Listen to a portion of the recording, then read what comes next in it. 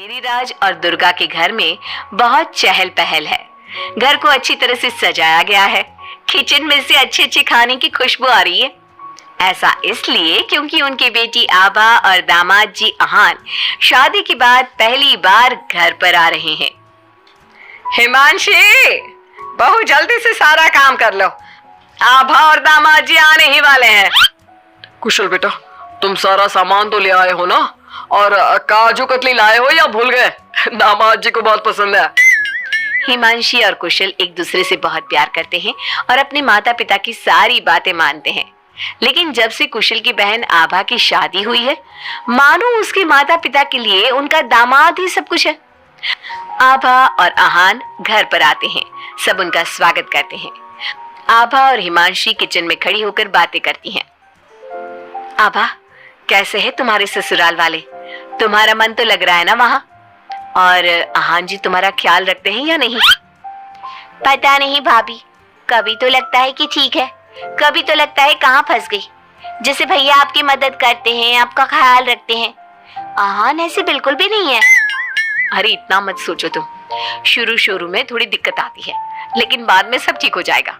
चलो बाहर चलते हैं। हिमांशी और आभा चाय नाश्ता लेकर बाहर आई। सब लोग आपस में बात करने लगे, लेकिन अहान बहुत घमंडी तरीके से बोलता है। आपका घर तो बहुत बड़ा है ससुर जी। आपका और कुशल का बिजनेस भी बहुत अच्छा चल रहा है, तो आप लोगों ने दहेज देने में इतनी कंजूसी क्यों की? अरे दामाद जी, कैसे बात कर रहे हो?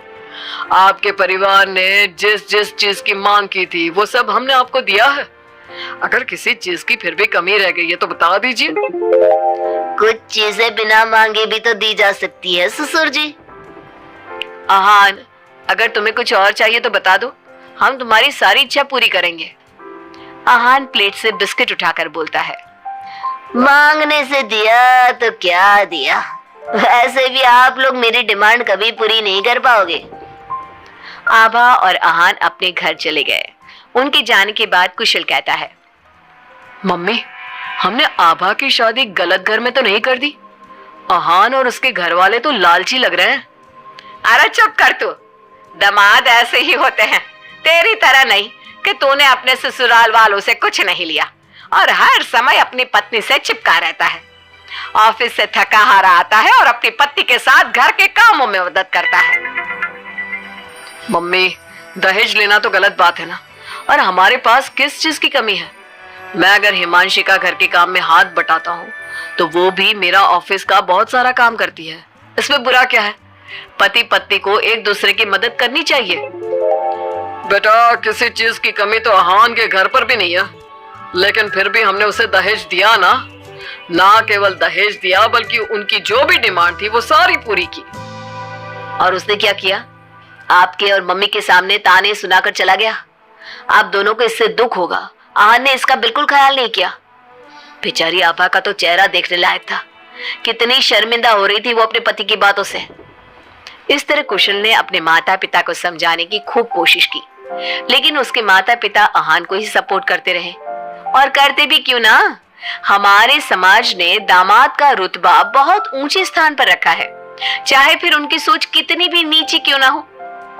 इसी तरह से कई दिन बीत गए और एक दिन आभा अपने घर पर रोती हुई आई। अरे आभा, तुम रो क्यों रही हो? और ये तुम्हारे चेहरे पर निशान कैसे? आभा लगातार रोए जा रही थी।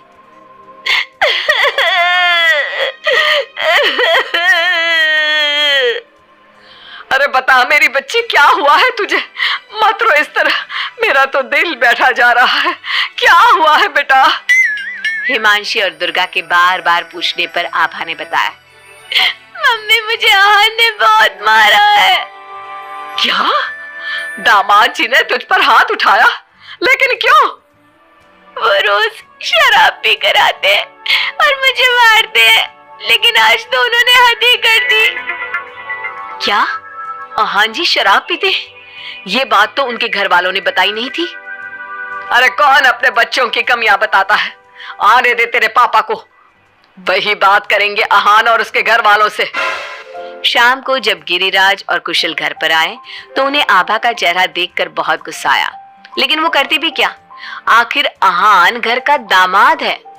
पर आभा के चेहरे पर चोट के निशान देखकर कुशल से चुप नहीं रहा गया। कुशल ने फोन करके आहान से बात की।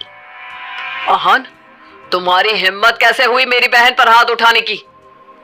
तुम्हारी बहन घर में किसी की बात नहीं सुनती, जो उसके मन में आता है वही करती है। अब तुम ही बताओ, मैं कैसे चुप बैठ सकता हूँ?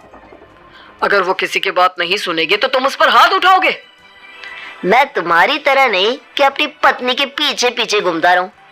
अगर तुम्हारी बहन जरा भी टेढ़ी चली ना तो मैं उसे इसी तरह से मारूंगा।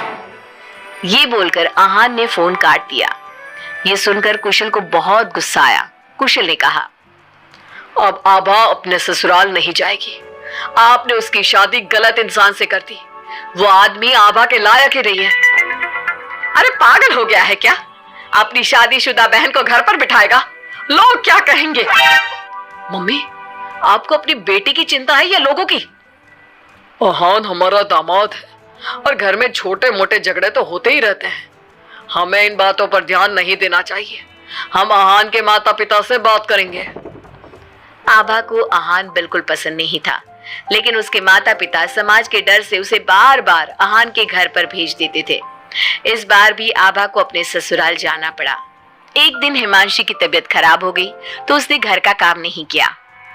तबीयत खराब होने का बहाना बनाकर सुबह से लेटी है। तुझे इस घर में जितना आराम मिला है ना, दुनिया में किसी बहू को कहीं इतना आराम नहीं मिला होगा।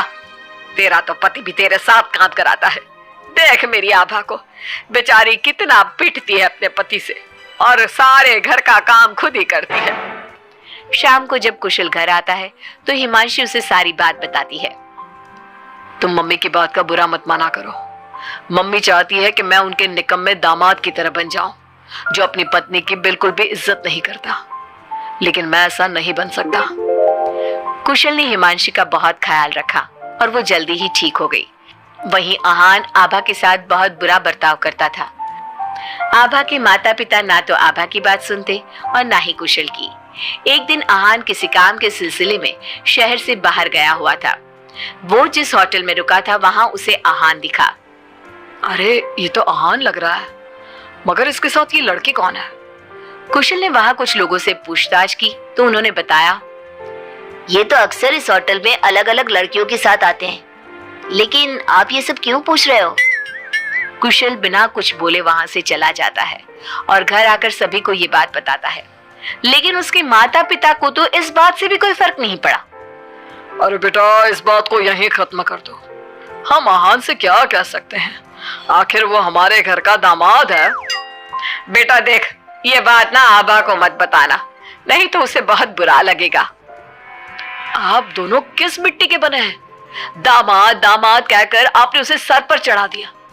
मैं आपकी बहू के साथ अच्छा बर्ताव करता हूं तो आप मुझे झोरू का गुलाम कहते हैं। और आहान आपकी बेटी को जानवर की तरह पीटता है, आप तब भी उससे बात करने की हिम्मत नहीं करते। आप लोग बेटे और दामाद में इतना फर्क क्यों करते हो? बेटा, दामाद को तो सर का ताज समझा जाता है। हमेशा से ऐसा ही चलता आया है। अरे हमारे समाज ने ऐसे ही नियम बनाए हैं। चाहे वो आपकी बेटी के साथ कैसा भी बर्ताव करे, उसे जानवरों की तरह मारे पीटे। मम्मी, ये पुराने जमाने की बातें हैं। आजकल कोई पढ़ी लिखी लड़की इतना नहीं पीट रही जितनी हमारी आभा पीट रही है, वो भी सिर्फ आप दोनों की वजह से। मैं आज ही उसके ससुराल जाकर उसे सारी बात बता दूंगा और आखिरी फैसला उसका होगा। कुशल और हिमांशी आभा के पास जाकर उसे आहान की सारी सच्चाई बता देते हैं। आभा अपने भाई के साथ आ जाती है। घर आकर वो अपने पति को तलाक के पेपर भेजती है। हालांकि गिरिराज और दुर्गा अभी भी अपने दामाद के साथ है और तलाक के खिलाफ।